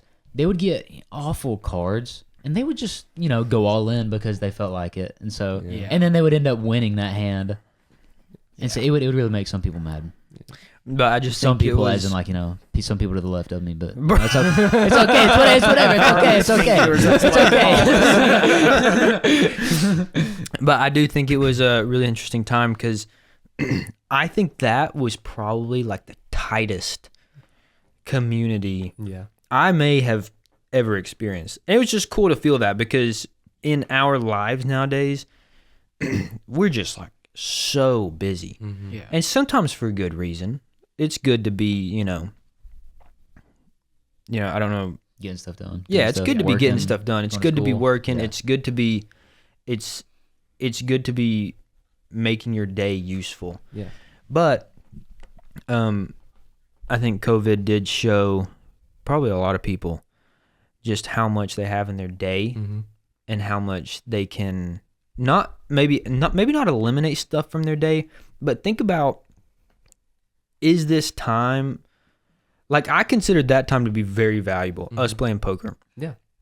And so, I don't know. I don't really have any other thoughts about it other than like that moment in time of community was like super interesting because it kind of hit me out of nowhere. I didn't expect it to like be that powerful of an impact. And we were super lucky with the situation because ours was kind of, it was almost like a combined situation because everybody locked down. You know, March happens, everybody locks down. But us in our neighborhood, we had 7 houses in our neighborhood, 6 houses at this time. And so we weren't about to lock inside of our houses because we live right beside each other. And there's only 6 of us. There's only 6 houses. And so our neighborhood locked down. Nobody really, other than the store, nobody went outside of the neighborhood. And so all of the kids, which there were probably, I don't know, 10 of us in the neighborhood, roughly. We just all stayed inside of the neighborhood. And so we were really lucky in that we had those 10 guys or, you know, all of us kids to be able to run around with. Yeah. Like I remember me and Alex and a few others in the neighborhood, we'd be back in the woods building the forts and stuff, you know, cutting sticks and stuff. Yeah. And then the poker, that's the same deal where everybody would go over to the Stamper's house and we'd stay up till 12 o'clock just playing poker. But we were only able to do that because we didn't have school or anything. Exactly, we were only able to do that because we were in that kind of combined situation where we were all like within this area of 6 houses. So we were really lucky with the whole situation. Yeah. I also find it like really lucky for us, like that we did happen upon that situation because I have like family that lived other places that were locked down much further and they didn't have a community to hang out with or anything during that time where they just had each other. Yeah. And I think that's where you see the importance of community the most is probably in COVID, whenever you look at those people who maybe weren't so as lucky to have those people who they could go to even though we were all in lockdown. Because you can even see it like when you talk to some kids today, they talk about their time during COVID and they just had nobody. Yeah. And you see how much, like when you talk to other people and you see kind of, I don't want to say the loneliness that they went through, but in a way, the loneliness that they went through because they didn't have that community. Yeah. And you realize how broken you can become without having those other people to rely on, without having those other people to, you know, when you're 10 years old, play poker with. Yeah. Or not 10, I guess. During COVID, we were like 13. 18. Play poker with. Yeah. I also remember that time, like, I was, like, texting friends, and, like, I've kind of found it a little jealous because they, like, at the time I found it a little jealous because they had so much free time to play video games, and our parents, like, you know, we weren't, not that we were, like, not allowed to play anything, but they wanted us to not. You just weren't allowed to play 10 hours a day. There was a very moderation. Exactly. There was and at the time I was like, whoa, you get to play this game for such and such hours in a day. But nowadays I'm thinking like, I got to play ping pong like every day and not like have to worry about anything. There was very much an intentional outside policy. Yeah. Where you could be inside for a little bit, but you're in here for a few hours. Get outside. Go cut some sticks in the woods. Go build a fort. Go play ping pong. Go shoot Nerf guns. It's just really relaxing at times. Like we kind of replaced like the struggles with like loneliness with like a lot of laughter throughout those like dinners, those poker games, those spike ball games. Yeah. And it makes it better whenever your dad and another dad in the neighborhood is like D1 chefs. So that makes it way better. That makes it way better. I don't know if they've said anything about it on the segment before this, but the Stamper's dad and our dad, Mitchell, both amazing cooks. And so that made it way better. We'd go over to the Stampers or they'd come over to our house and we'd always have amazing food. For sure. What about bonus stories for the listeners to make them cackle? I think our discovery, if you will, of iMovie might be the right route to take. This was probably around early triathlon years. When we thought we were so cool. Oh, we were the coolest. I don't know what you're talking about. We thought we were. And we would put together either hype athletic videos where we would insert Christian music into the background of us shooting sick basketball shots or Christian rap music. We'd have like Lecrae going. Oh yeah. It was hype. or like insane action shots where we were taking ketchup packets and making them into fake blood. And, Yeah, we and, got Andrew beating to each other up. steal ketchup packets from school. Heck yeah. Andrew's like, do you think they'll notice me pocketing these packets? Andrew's just in the lunch line, like, can I get some? Can I get more of them ketchup packets? And she's like, 10 ketchup she's like, packets, baby, you've please." already gotten like 10. And then what were y'all doing? Y'all were like acting like you were punching each other. Yeah. That's Sick legit. boxing, That's legit. boxing That's legit. videos. Yeah. Yeah, speaking of conflict, sometimes if we were upset at each other, we would just box. We had boxing Yeah, gloves. that was good. And there's a funny story one time. We see when we were younger, we were all elite boxers, Yeah. Elite. or so we thought. We were And going so pro. we were like, I was like trying to teach Alex some stuff, and I was like, so you need to do this and this and this. And about the time I got done talking, he goes, okay. And so I'm up against the wall in my house, and he catches me off guard and just hits my head up against the wall, and it like bounces off of it like a basketball. And I was like, so yeah, he learned pretty quick. What about whenever you burst into the Stamper's house with your mouth absolutely on fire and you stuck your head under their sink? Oh yeah, here's another reason why it's good to have community, because you never know. You never know when you're gonna get a big old clump of talkie dust lodged in your throat. And this is just a little story. Y'all may not find it funny, but we find it hilarious. There may be some stories in here we all don't find funny, but it's just one of those you had to be there moments. So we're walking. We're pretty young, I would say. Probably elementary school, maybe middle school, I don't know. And we're just walking out in the yard and whatever, and I'm like munching on a bag of Takis. And if you don't know what that is, it's like these rolled up tortilla chips that are spicy. And I get to the end of the bag, and I basically just tip the bag up and like down the crumbs and everything. Well, there's a lot of dust in those bags, and the dust just like coated my throat. And I immediately felt like I couldn't breathe. Yeah. And so we were all like together, I think. And so I just immediately turned around and like bolted towards the Stamper's house and busted in their door. Like what do you call it? The Like Kool-Aid. FBI opener. Yeah. Like an FBI raid. And I just bust in there and, place my head under their kitchen sink.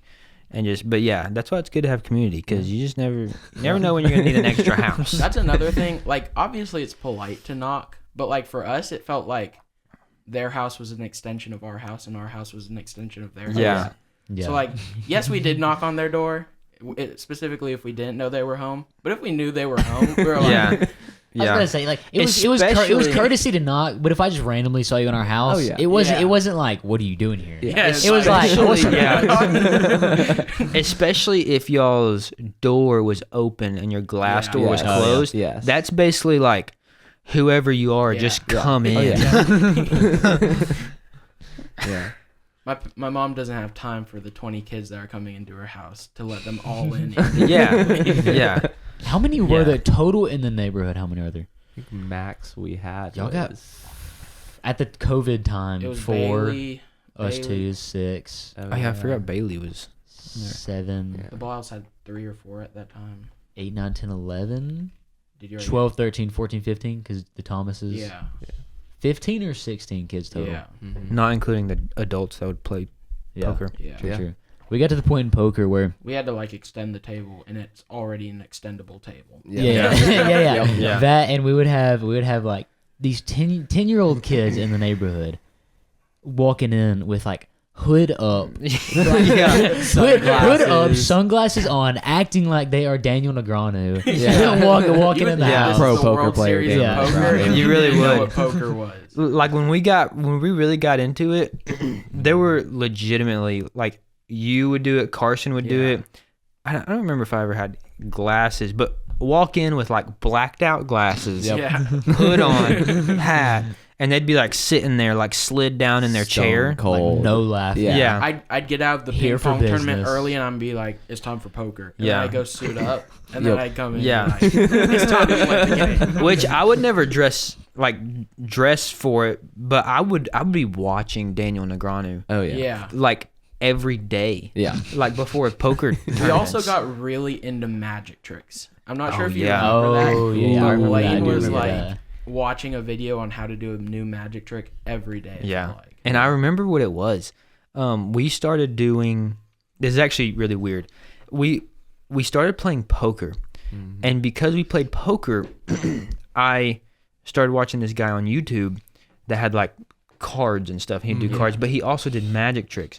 And he also had really cool decks of cards. Heck yeah. And so I got one of his decks of cards.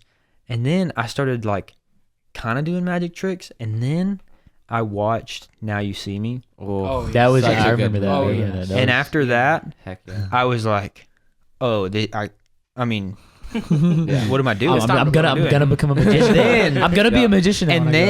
then, like a week later, we watched The Prestige.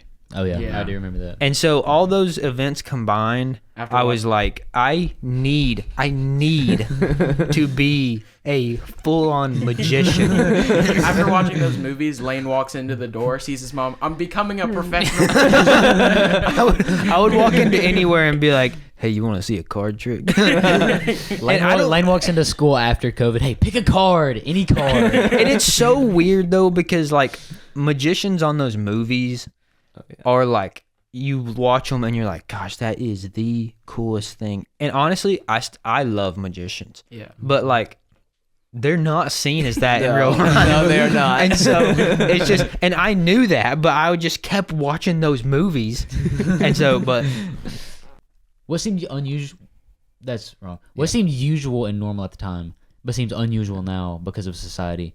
And which things of those do we want to take to our adult life?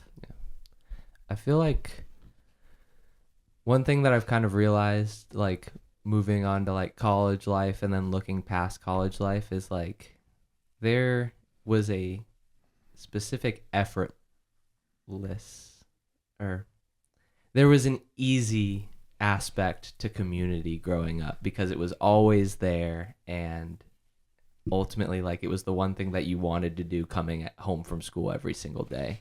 And like now with a packed schedule of like a college student and then like, yeah, whatever other extracurriculars you have, it takes a specific amount of effort being put towards like pursuing community and like fostering relationships with others well. Yeah. Yeah. And I definitely have realized over time that like, yeah, keeping those communities up is like actually how you can like seriously grow as a person. When you're older, it's agree. no longer just let's see what the Stampers are doing across the street. 'Cause we Exactly, got nothing yeah. else to do. But Yeah. when you get older, it's I have 20 other things I need to do, Mm-hmm. but I'm gonna make the choice to be with other people, Yeah. to find that community, to develop our friendship, to Exactly, do yeah. those things. And it's like I have so many hours in the day. Am I going to sit there as a couch potato, or am I going to call up Yeah. one of my friends Yeah. and say, "Hey, let's go grab lunch"? You know, it's Yeah. like there's an intentionality And there. I feel like that, that's something our parents did really well. Yeah. Yeah. Like, obviously, our parents worked, whether that was watching us or whether that was going into work. But, like, you could tell that they wanted to make it a point, maybe unintentionally, but they wanted to have a community around them and, like, an extension of our family. Yeah. Because we also they also had that growing up. Mm-hmm. And you could see the effort that was put in. Yeah. You Yeah. could very easily see it. Yeah, we grew up with a lot of really good role models on the triathlon team. I feel Yeah. like Yeah, a that's lot true. of That's true. a lot of parents did Yeah. that very well. If all of them Yeah. did it very Yeah. very well. I think it's so important for kids to get those role models, but they don't get those role models unless the parents are making the effort Yeah. to go to that sports team, to put their Exactly. kids in whatever that thing is, so that they can have those other people to look up to. yeah. Because I mean, with schedules nowadays, you could realistically, you could go 5 days if you wanted to not talk to Mhm. anyone. Yeah. Yeah. Like, I mean, it wouldn't be all that difficult. Yeah. Yeah. And so I do agree that community in our lives going forward is definitely more of, you know, I don't want to say work, but it's going to be an effort. Yeah. Which I think, I don't want to say we took for granted when we were younger, but we didn't think about it. Mm-hmm. And so, yeah. But I think as far as like society goes, this is, well, I don't know if this is true, but I don't really feel like we're like the same. Well, that doesn't make sense. I was going to say, I don't think that we're all like the same person. Like, No. I feel like Yeah. we get along really well, and we're like generally different people. Yeah. Yeah. And so I don't know if that has anything Even- to do with what society That, I mean, does. you can definitely see that even if not in us, the other kids in the neighborhood. Because even though we're pretty different, but we're not super, super different. There were some other kids in the neighborhood who were Yeah. a lot more different, and we got along with them just as good. Mm-hmm. And they would come over to some of those dinners. We'd go over to some of their dinners. It was, the same Yeah. deal. Yeah. I think that's just like we were talking about earlier. It's not looking at what makes us different. It's celebrating what our similarities are, and like looking at each other as their own being because they are different from us and they have different experiences than us. Yeah. And I think long dinners is another thing I want to take into adulthood too. Yeah. Because like we would go over to the Stamper's house, or they would come over, or we would go over to another friend's house, wherever it was, and we would spend an hour before just talking and hanging out, and then we would have a 2-hour dinner, and then we'd hang out for another long time after. And you only get a depth of conversation once you get past that like 45-minute or an hour mark. Yeah. Yeah. That is really good for community.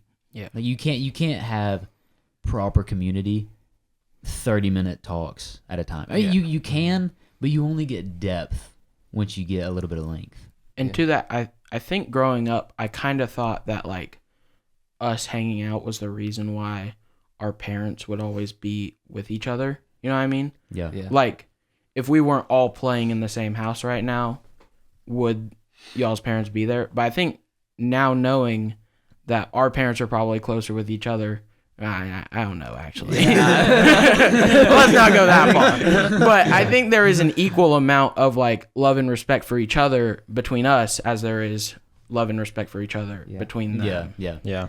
I think our moms had the hardest time with the yeah. move. than anyone.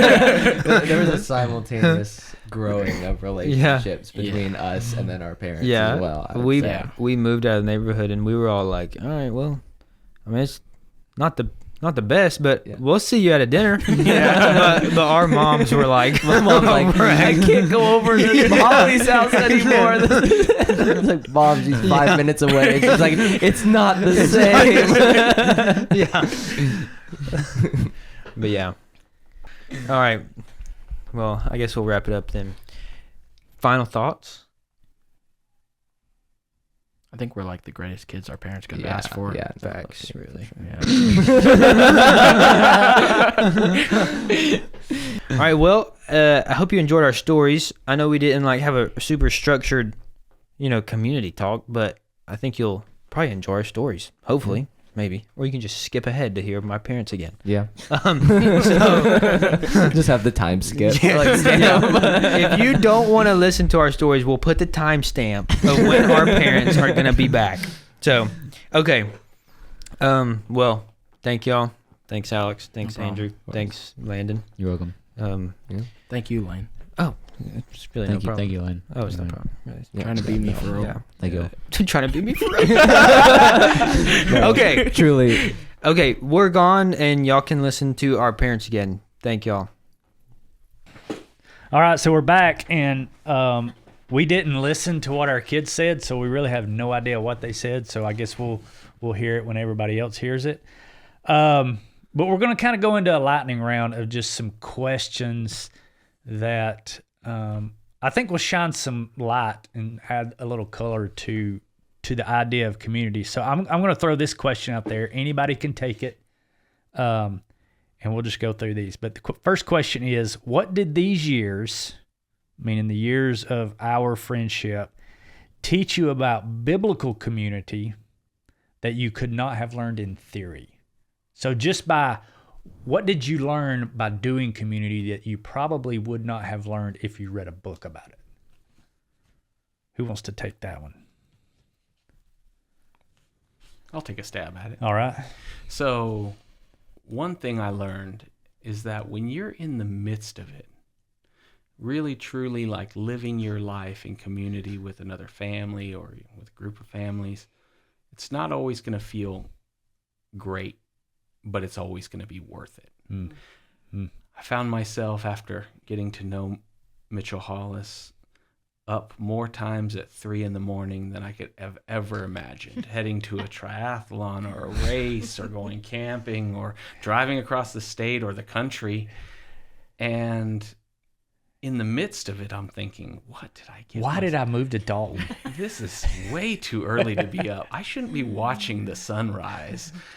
But looking back, I don't miss any of the lost sleep, and I value so much the time we spent together with our kids.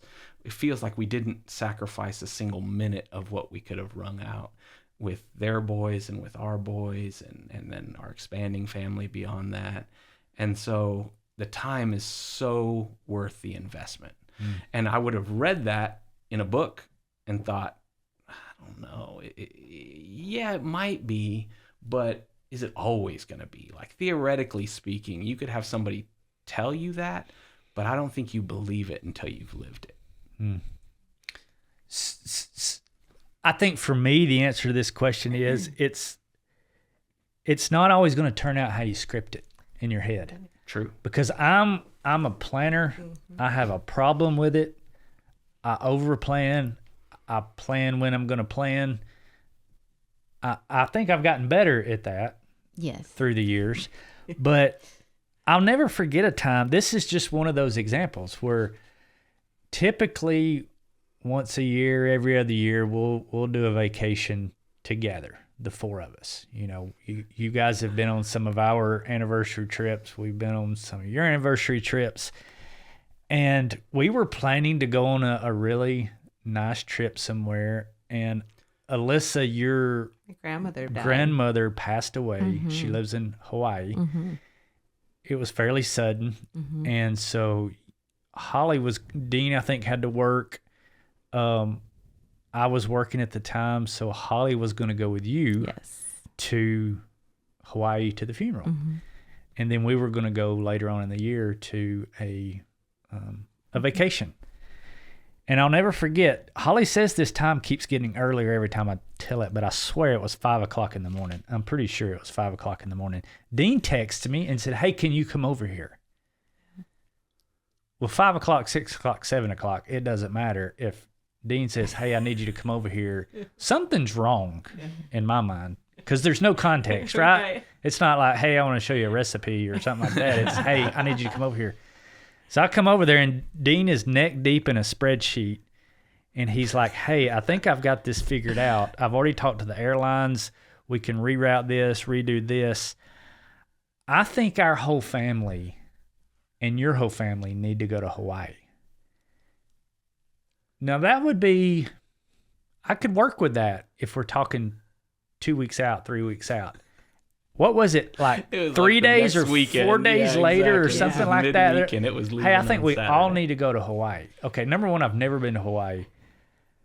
I don't even know then if I'd ever even, I'd been out of the country. But a trip to Hawaii, you know, that's like something you plan for a year. And 3, 4, 5 days later, we're on a plane headed to Hawaii. And, We were. you know, Dean's like a triple diamond Delta member or something like that. So in case you didn't know, if you get on a Delta plane, they have like placards there with Dean's name on it. And it says, welcome, Mr. Stamper. I'm not lying, Emma Holly. There was a handwritten handwritten note note. last trip in our seats. So. But that's a great example of, I had something scripted in my head. And I think the lesson that I've taken from our friendship is, and from so many other areas of my life, I've had to learn this, is hold your plans loosely. Yeah. Because that can damage community, because I have it in my head that this community is going to go this way. We're going to start eating at this time. Yeah. And everybody's 20 minutes late. 20 years ago, I would have been bent completely out of shape. I probably get a little bent now, but I think for me, it's it's not going to go as you scripted in your head. Yeah. Well, I'll add to that is we did go for Alyssa's grandmother, and we had met this grandmother when she came to Dalton to visit. And she was this sweet little Japanese lady. And I just remember I know exactly where I was in Alyssa's kitchen. And this grandmother, little tiny thing, came up and grabbed my arm. Grabbed my arm, and she was just going to tell me something. I was like, oh my goodness. And she grabbed my arm and she just smiled and she said, thank you for being here. Or thank you for being their friend. I don't remember exactly what she said, but she just said thank you. And I'm sure she, thought about y'all moving all the way across the country.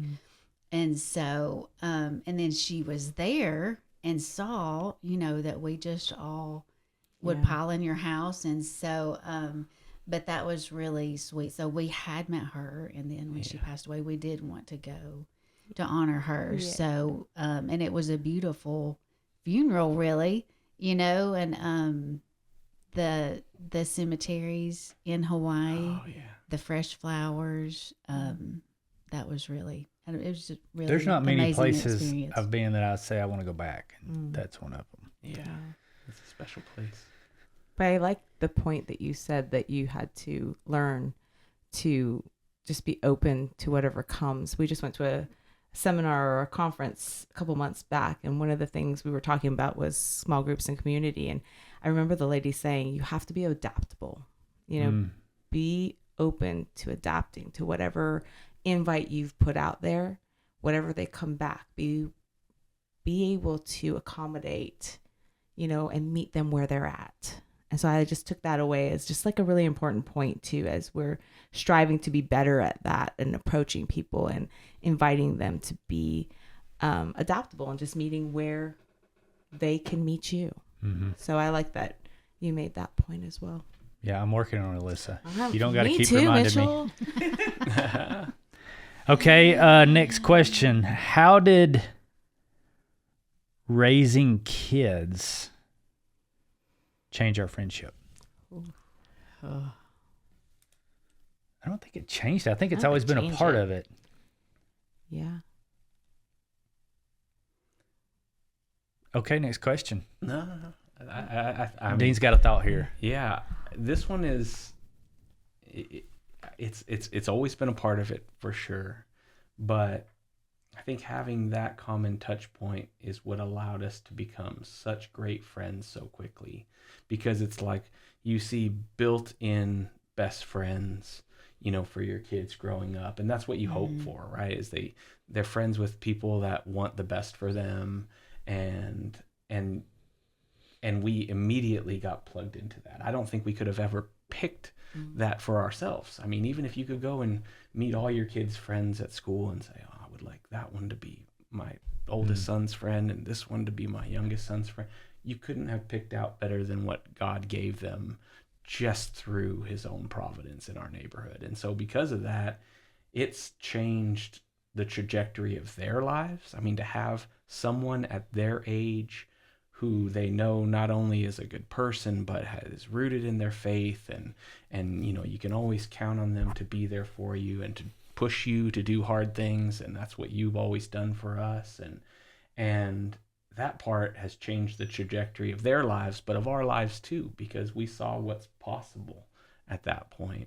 And that's more than I ever had growing up. I mean, I had my parents, they had a great faith foundation, but my kids, I never envisioned that for them to have that so young. So. Yeah. I've just always had this, and I don't know where this comes from, because this was not how I grew up. And if you've listened to other parts of my story, I didn't have a very good upbringing. But one thing I decided pretty early on, you hear people say, well, you need to let your kids come to their own personality. You don't need to indoctrinate your kids. You better be indoctrinating your kids, because if you're not, somebody's going to. And I think that's one thing that we have always done good with. The triathlon team that we were part of was really good at. is I think a lot of times parents can be self-conscious or fear of looking like a hypocrite because I don't do this perfectly, so I shouldn't. We need to be showing our imperfect side to our kids Yes. as much as anything. Absolutely. Yeah. And so, yeah, I think that was the great thing about you guys. Although we didn't parent exactly the same, but 95% of what we did, again, was the same things in common. It was God first. It was family. It was sitting at the dinner table. It was all the things that society seems to be stripping away. And I would encourage anybody listening, hold on to that. Yes. Hold on to it fiercely. Let your kids be, I'm using air quotes, the strange kids. Yes. Because they still go home and sit at the dinner table. Make those things a priority. Exactly. Because it's worth it in life. It may be, and it's hard to do. It's very hard to do. It's hard to sit down at the dinner table with your whole family and turn the TV off, shut the phones off, and sit there and have a conversation. But it's so worth it. It is. And to your point about letting your kids see your imperfect side, well, we hold nothing back from our kids because it comes out of me naturally. We won't get into all that, Alissa. But the great thing about it is when they call you out on it, when they know that you're not, then it's a perfect touch point to teach them what I learned is our job as kids is to take the best of what our parents are and pass that on to our kids. And our equally important job is to take the things we know our parents didn't do right and to fix those in ourselves so that every generation gets better and better. And so when they call me out on the things that I don't do right, I said, please, I'm not perfect, and I don't want you to think you have to be perfect, but I want you to fix this about yourself when you have your own kids to parent. And I think it really drives that home. Those times are, I'm convinced, more impactful than the perfect times. 100%. I just the other morning I had to send my whole family a text and said, hey, I said something last night. It wasn't terrible, but it was just misguided. Yeah. I said, hey, I shouldn't have said that. I'm sorry about that. That's not in my character. I'm sorry. Yeah. I'm not patting myself on the back, but that will do more, because I know when people do it to me, mistakes can be used for good. Yeah. And so many times, I think about the story where Dean said something on a run to somebody one time, and he yelled at somebody with a dog, and he came back 30 minutes later and sat down and talked to the guy. And he talks about what an impact it made on that guy, that, hey, somebody's actually coming back and saying, I'm sorry. Yeah. And again, that's just one thing that we're kind of tempered not to do nowadays. Yeah. I chuckled when you talked about encourage your kids to be the strange kid, because I don't know if you've seen, there's a comedian, I can't remember his name, but he talks about being a bus rider. And and he said, man, that bus, that taught me more things about life. And he's like, that was the internet back in our day.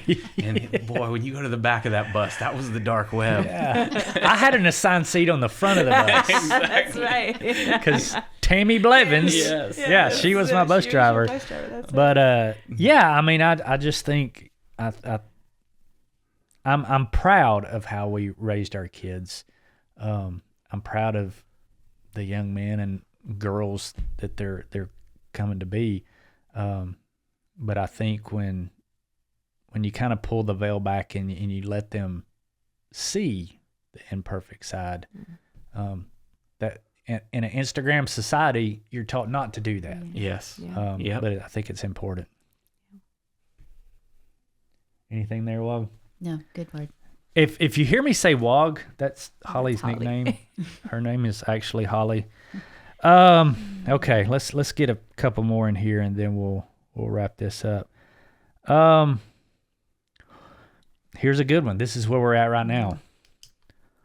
What changes when the kids grow up and community is no longer automatic? You know, Holly just said it the other day, when we had the triathlon team, we had practice 6 days a week. We saw each other. We often. were together every day. And then on Sundays, we were at your house eating. Yeah. So we're in that stage now where we no longer live next door, even though we're just literally 2 miles down the 2 road. miles. You would have thought by listening to Holly and Alissa talk that we were moving the other side of the country. Yes. But and a lot of people are in this scenario where their stage of life is different. Y'all still have young girls. Yeah. We're pretty darn close to being empty nesting.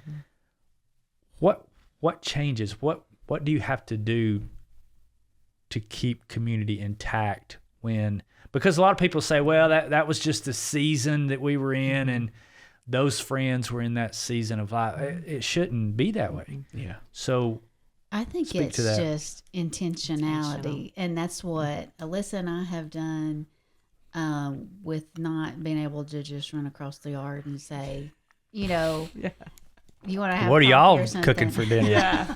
What's going on over No, there? so we actually have to text and say, hey, when can you have coffee? When can you have lunch? Or when we want to go to dinner with y'all? You know, we just have to schedule it. And I think that's what a lot of people, I think that honestly did come easy for us because we were literally yards away.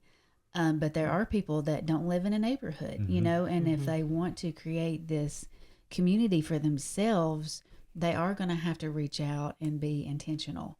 And I think that's just the main word, is you just have to make the effort now. I think we just have to make more of an effort now to get together. And it doesn't have to be perfect.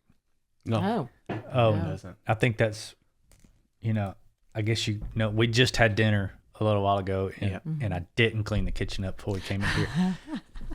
That's another thing from my past is I felt like, again, it was, you have it in your head, this is how it's going to go, and you need to let go of that, because the best community is not perfect. That's true. It's organic. It's come as you are. It's the dishes are out. The house is dirty. Don't let, how is it somebody said one time, don't let perfection be the enemy of good. Yes. Yeah. And If you let it be what it is, it becomes God's version of perfection, Sure. not the one we had preconceived in our mind. Yeah. And if given the choice, obviously we choose God every time, because when His will is done, we give Him the opportunity to shine. No one does it better. And so, yeah, but sometimes that means breaking with our own preconceived notions of how it should have been planned out. right. And I love to plan too, but then when you sit back and you see all that God's done for me in my life, I mean, I wouldn't have it any other way. So Yeah. Well said. All right. Well, I think we're getting near the end. I'm just going to kind of go around and ask, are there any other thoughts you have that we didn't cover? Holly, I'll start with you. I was thinking earlier, I forget which part we were talking about, but I always think about the phrase, life happens when you're busy making plans. And now that the boys are getting older, That's a shot at me, isn't it?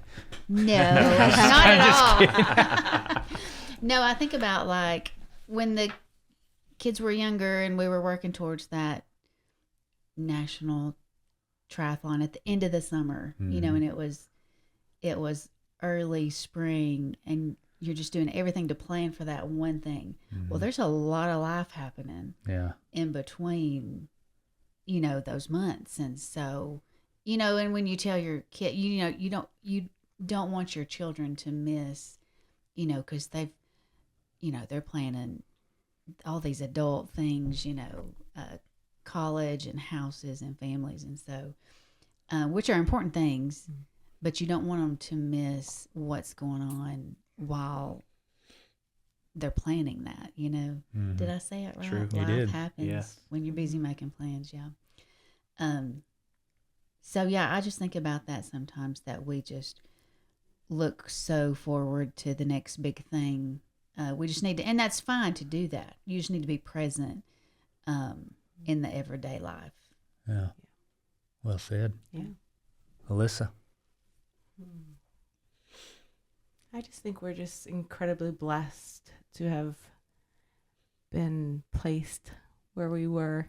I don't think we could have ever expected to live in such a place where we have such a huge community because of you guys, because we got to know you and you've grown up here. And so through you, we've met so many people in all different walks of life that we just always had this extended family and we always felt taken care of. And so, yeah, I just thank you guys for welcoming us into your lives.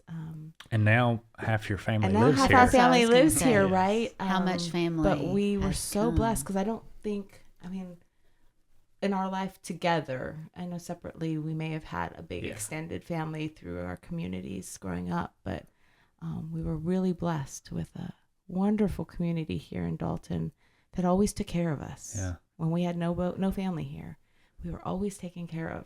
I mean, family emergencies or births of new children. We always had somebody to call, or we always had grandparents to attend on Grandparent Day at lunches for our kids, you know? So we're just thankful that we met you. We're thankful for God placed us. And You mentioned your large family, and Dean alluded to it earlier. I think one thing that's funny, it's really funny about your family is you guys would have family in all the time through the years, and your kids would run up, "Hey, cousin so-and-so," and I'd be like, "Oh, you're their cousin." No, I'm actually not really their cousin, but we just grew up with them. And so your family is family, but not in name Doesn't only. matter. Yeah. Yep. Yeah, and that is really cool. And I consider you guys our family now. I mean, I've got a T-shirt to prove it that we are honorary Stampers. But Dean alluded to that earlier, and I wanted to bring that up. That is one thing that I've noticed about you guys through the years is there's so many people that look, talk, sound. Your kids refer to them as family, but just not by birth, not by blood. Yeah. So that's really cool. Dean. I think that's what happens when you do community right, you know, and sometimes you inherit that, like a lot of that extended family we had, it was from my parents' Your parents, relationships with family that wasn't family by blood, but became family. And so it just became second nature. I mean, the only people we knew here were like family to our kids because they were there when our oldest two sons were born, and they happened to move back to Dalton before us. And then obviously you guys became as close a family as we have here in Dalton.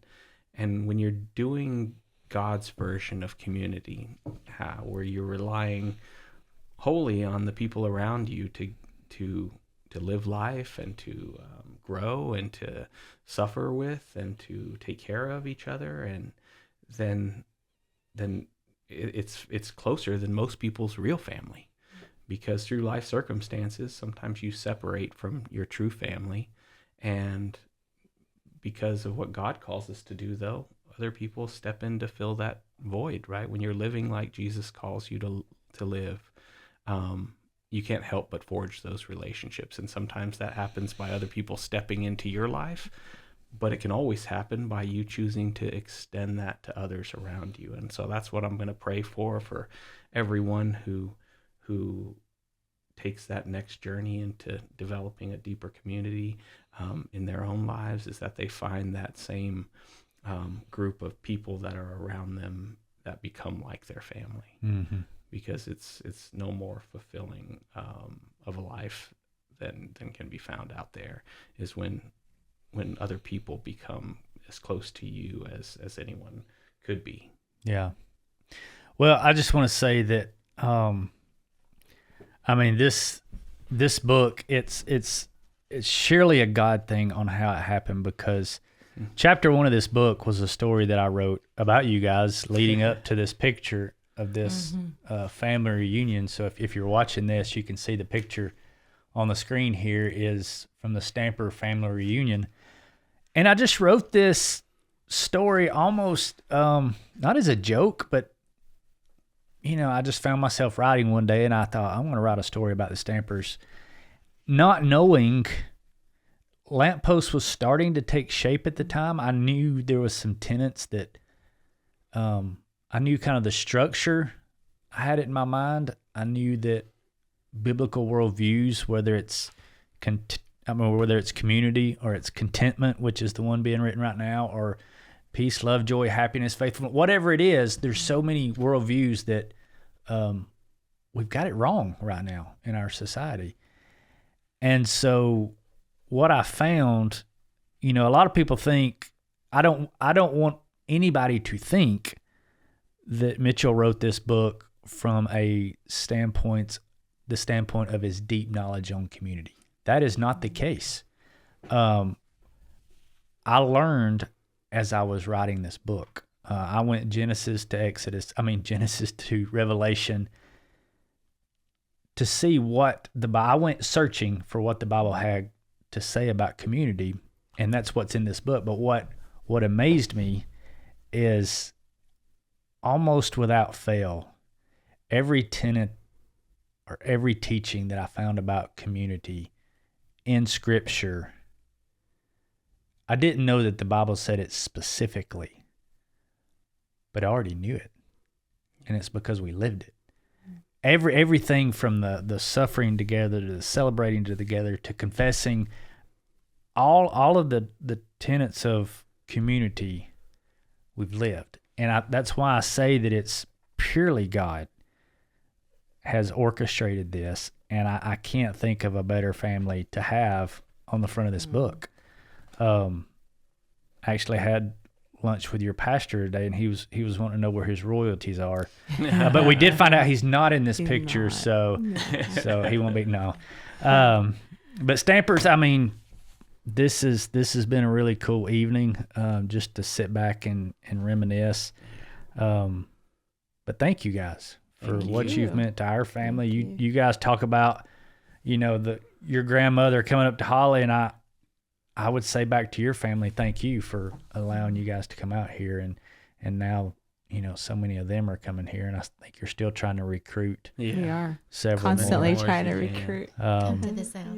Yeah, but we've turned you into Southerners. Yes. You know, indeed. Alyssa even has a dialect too, y'all. Fixing to. I'm I'm learning a lot. Rent. You know, I'll so never forget Rent. We don't say that. I say that. But Stampers, thank you for everything. 18 years, is that what you said? I didn't even do we're the on math. year 18. 18. And so yeah, I mean, I guess I'll end it on this. Where we started, I have two images in my head. The first image is where we started. The next image hasn't been taken yet. Well, it has been taken, one of them. The first image I have is a picture of Andrew. You know this picture. He's laying on the ground, and Lane's laying on top of him with his arm around him. Yeah. And they were probably 7. Yeah.